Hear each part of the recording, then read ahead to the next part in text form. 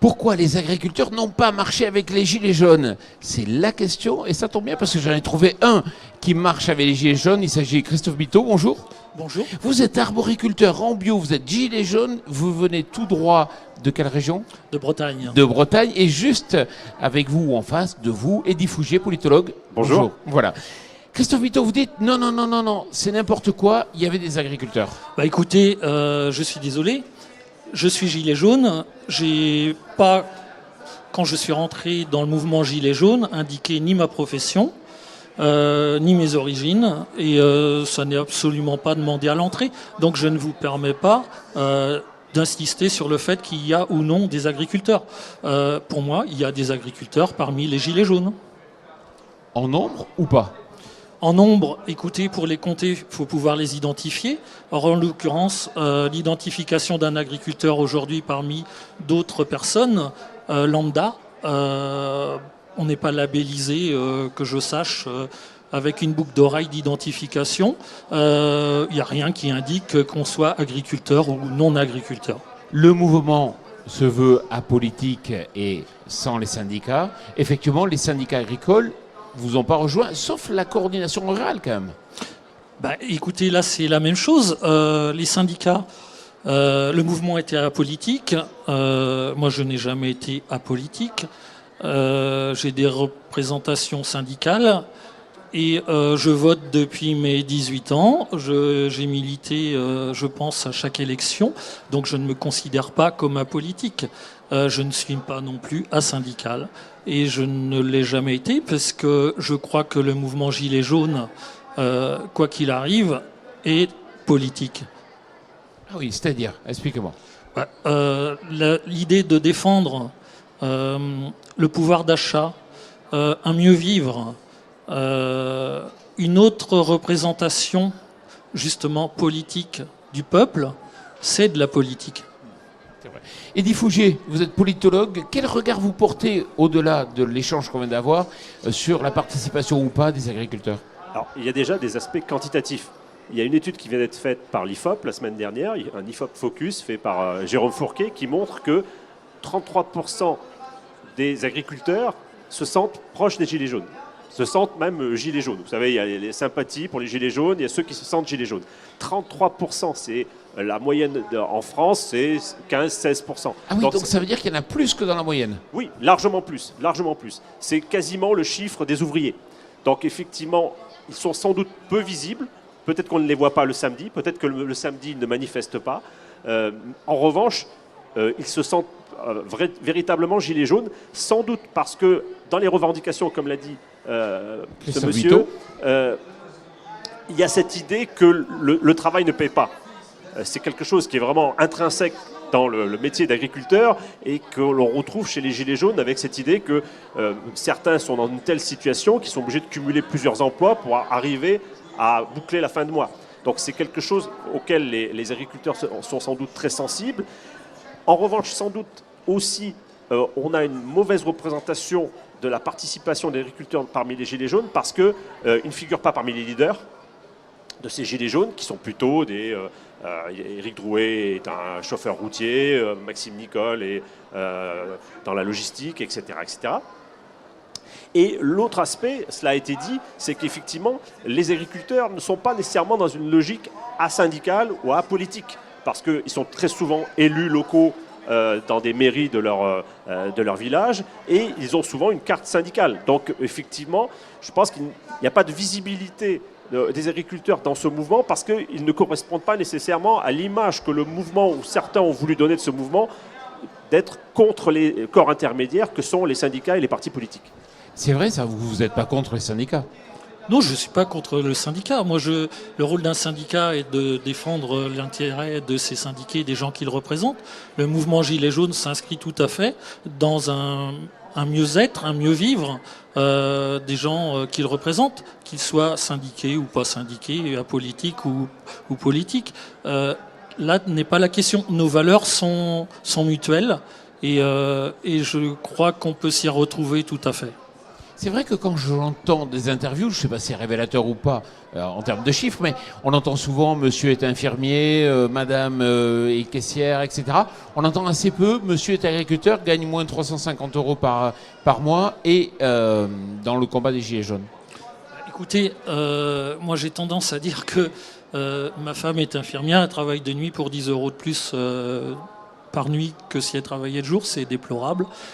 Aujourd'hui, l'une des raisons d'être des Gilets jaunes et de la montée en puissance, c'est la représentation des territoires qui sont totalement délaissés aujourd'hui par le politique, puisque sur sa sphère parisienne et hors connexion avec la terre. Je crois qu'il y a quelqu'un qui est représentant aujourd'hui des Gilets jaunes pour pouvoir maintenir un ancrage au sol, c'est bien le monde paysan. Et tout est fait aujourd'hui pour détourner la représentation et l'ancrage au sol qui est nécessaire et indispensable. Quelles sont les idées que vous portez le plus dans le mouvement des Gilets jaunes? Alors écoutez, moi je suis Gilet jaune depuis le 10 novembre. Je dis le 10 novembre parce que le 10 novembre, j'ai repeint mon tracteur avec ce slogan qui est Manu, plutôt que de taxer mon fioul, taxe celui des cargos porteurs et importeurs du soja OGM Made in Brésil, avec le drapeau brésilien. Je crois que les enjeux sont climatiques, sont financiers, sont fiscaux. Le peuple aujourd'hui, Gilets jaunes, et le peuple français espère que l'argent qu'il dépense, l'argent qu'il verse à l'État soit bien utilisé. Or aujourd'hui, on a vraiment l'impression de grosses dérives. Vous trouvez aujourd'hui que l'évolution du mouvement des Gilets jaunes va dans le bon sens, ou il y a des points sur lesquels vous dites non, je ne m'y retrouve pas? Ou au contraire, vous trouvez que ça va dans le sens que vous souhaitez? Je crois que le mouvement va dans un sens. On ne sait pas. Moi, je crois qu'il n'est pas opportun pour personne de dire aujourd'hui dans quel sens il va. Le mouvement Gilets jaunes est un mouvement politique, jeune, qui va se structurer. C'est d'ailleurs pour ça que j'ai un choix différent sans doute de la majorité et suis représentant aujourd'hui pour l'agriculture du mouvement Rassemblement citoyen Gilets jaunes qui se présente une liste aux européennes. Donc on a une nécessité sur l'intégration politique de structurer le mouvement, de lui donner une conscience politique qui n'est pas forcément celle des Gilets jaunes à la base. Mais aujourd'hui, aucun levier ne doit nous être interdit et chacun est libre au sein du mouvement d'actionner les leviers qu'il connaît. Le monde agricole est super structuré. S'il y a un secteur qui s'est organisé, qui s'est structuré depuis la nuit des temps, c'est bien le secteur agricole. Vous trouvez qu'il va assez vite, justement, dans cette structuration, ce mouvement des Gilets jaunes? Le mouvement a 3 mois. On ne peut pas demander à un mouvement en 3 mois, avec les enjeux qu'il dénonce, de se structurer. C'est juste un mouvement qui est fait pour durer. Il va durer. Il a posé de bonnes questions. Il a fait sortir les gens pour qu'ils se parlent, pour qu'ils confrontent leurs idées, leurs solutions. Aujourd'hui, nous avons des solutions. Nous dénonçons des dérives fiscales. Il est anormal aujourd'hui qu'on fasse payer la transition écologique aux gens qui sont au SMIG, qui ont une voiture à changer et pas les moyens de le faire, pendant que Engie, où l'État est actionnaire à 40%, défiscalise 27 milliards d'euros au Luxembourg. Il y a des moments, il faut quand même revenir un peu à la réalité. Eddy Fougier, comment vous réagissez? Moi, je pense que je suis Christophe Biteau sur un point, c'est que sans doute le mouvement des Gilets jaunes doit s'ancrer un petit peu et se structurer. Et les agriculteurs seraient bien placés pour le faire, compte tenu à la fois de leur bon sens paysan, pour aller vite, être caricatural, et par leur habitude d'organisation et de structuration, comme vous l'avez dit. L'autre aspect qui me semble aussi important à noter à propos de la difficile visibilité des Gilets jaunes, enfin des agriculteurs dans le mouvement des Gilets jaunes, c'est que ce mouvement a été contemporain de la campagne pour les chambres d'agriculture. Donc effectivement, en gros, les syndicats classiques agricoles n'avaient pas nécessairement intérêt à être trop assimilés ou pas au mouvement des Gilets jaunes. Donc c'est ça qui, à mon avis, a fait que, parce que bon, les élections ont commencé, l'appel à manifester de la FNSEA, c'était début décembre. Donc je pense que, en clair, la FNSEA n'avait pas envie, d'une manière ou d'une autre, soit d'être assimilée au mouvement des Gilets jaunes, soit que ses troupes partent du côté des Gilets jaunes. Je pense qu'il y a un aspect, il y a cette dimension-là aussi. Alors là, excusez-moi, je ne vais pas être gentil du tout avec la FNSEA sur le sujet. Pour moi, on a eu affaire à une récupération, une tentative de récupération, puisqu'on est parti sur le greenbashing, au lendemain d'une manifestation Gilets jaunes. On a fait la même chose avec la FNTR, la Fédération nationale des transports routiers, auquel on a promis de réfléchir à la taxation, taxe carbone sur leurs poids lourds et de la remettre à 6 mois. Tout ça, c'est de la politique. On en croit ce qu'on voudra. Effectivement, les agriculteurs ont tendance à répondre à des appels de leurs syndicats.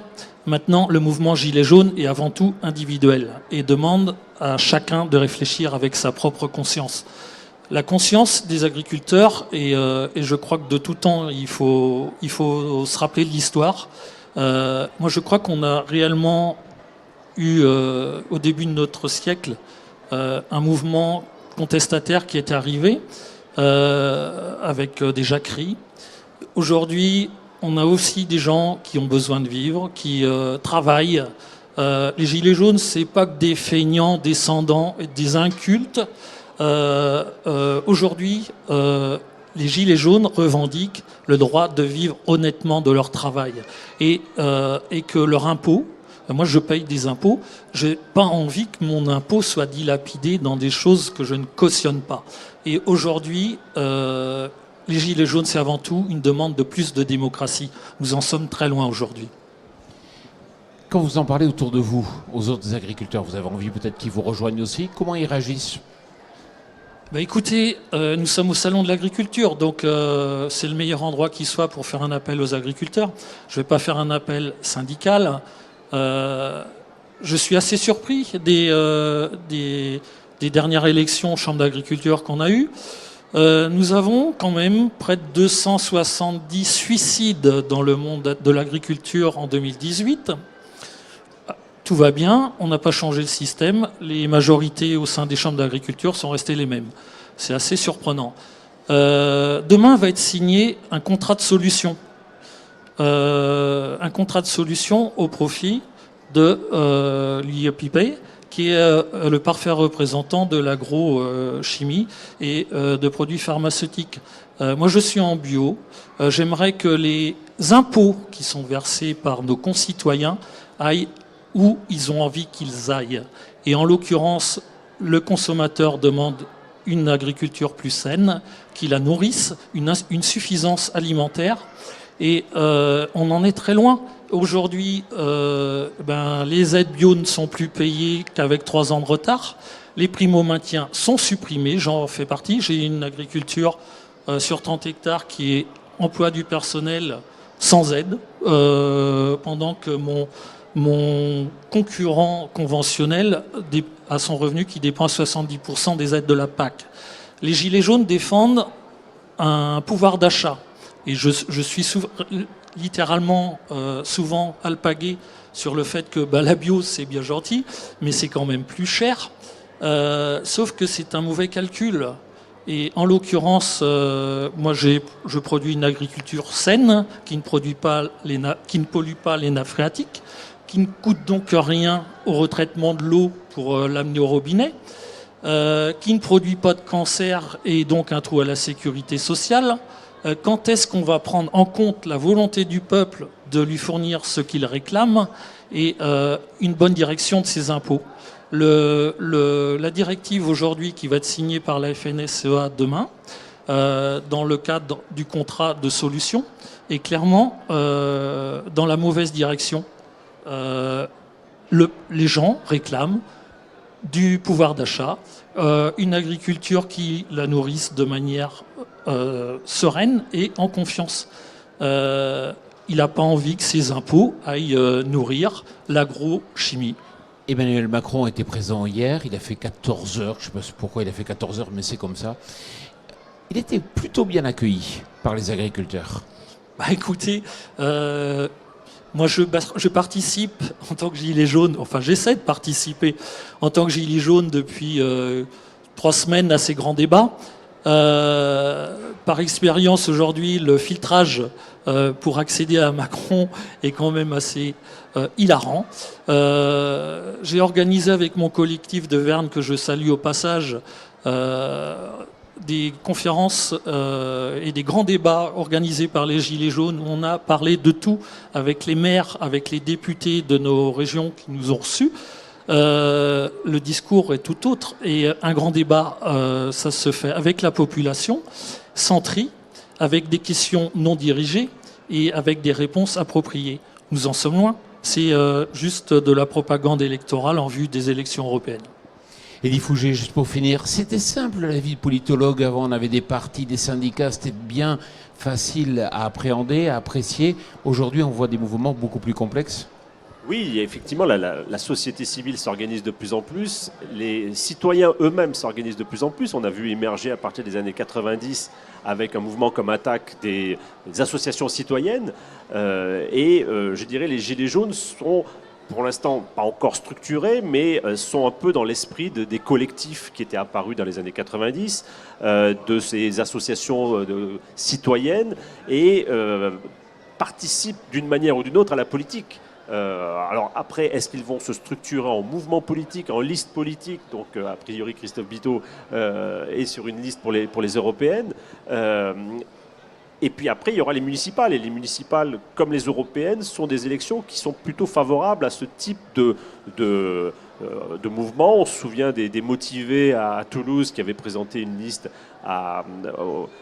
durant les municipales. Et aux européennes, il y a souvent des listes assez originales.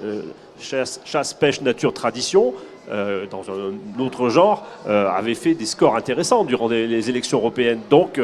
Et sans doute que la question du rapport à l'Europe sera un élément assez clivant au sein des Gilets jaunes. On voit dans la bouche d'Éric Drouet des mots assez élogieux envers l'UPR et Asselineau et le Frexit. Sans doute que sur cette question-là, notamment par rapport au monde agricole, il y aura des interrogations à avoir. Donc, au niveau du monde agricole... je suis agriculteur, je suis gilet jaune. J'en ai marre de ces amalgames. Le mouvement gilet jaune, je ne crois pas, est contre l'Europe. L'Europe, enfin, dans les gens que moi je représente et dans les relations que j'ai avec mes gilets jaunes, qui sont asyndicales, apolitiques à la base, il y a surtout une chose qui a été notée à la G de Commercy, c'est un appel contre le sexisme, contre l'homophobie, contre l'antisémitisme, enfin rien de ce à quoi on nous affuble aujourd'hui. Les Gilets jaunes ne sont pas non plus contre l'Europe. L'Europe est la solution pour sauver le climat, ça fait partie de nos revendications. Ça prend un sens aujourd'hui parce qu'effectivement, un des enjeux des élections européennes, c'est de faire respecter ce qui n'est pas respecté par la politique en place et les enjeux de la COP21. L'immigration, quand on nous traite de gros racistes, l'Europe a la capacité géographique de s'emparer du sujet et c'est son rôle. Arrêtons de jeter l'opprobre sur l'Europe, on en a besoin. On en a besoin pour des enjeux mondiaux qui sont les enjeux climatiques, qui sont les enjeux migratoires. Par contre, en tant que gilet jaune, forcément qu'on va dénoncer les accords de libre-échange qui mettent à mal notre agriculture. Aujourd'hui, Wikiagri a fait un article qui fait état de la disparition de l'élevage de la viande bovine à 2030. Nous sommes au salon de l'agriculture où nous avons une panoplie d'éleveurs de qualité qui produisent de la viande de qualité. Les accords de libre-échange tels qu'ils nous sont imposés sont contre la logique la logique de pollution de l'air sur les rejets carbone, nos échanges internationaux et de libre-échangistes vont nous tuer. Donc effectivement, tous les agriculteurs gilets jaunes, il faut qu'on se bouge parce que c'est nos intérêts qui sont en jeu. Christophe, Eddy, on pourra en discuter toute la fin d'après-midi, mais toutes les bonnes choses ont une fin. Cette émission aussi, je vous remercie d'être venu ici en débattre. Merci à vous. Merci à vous.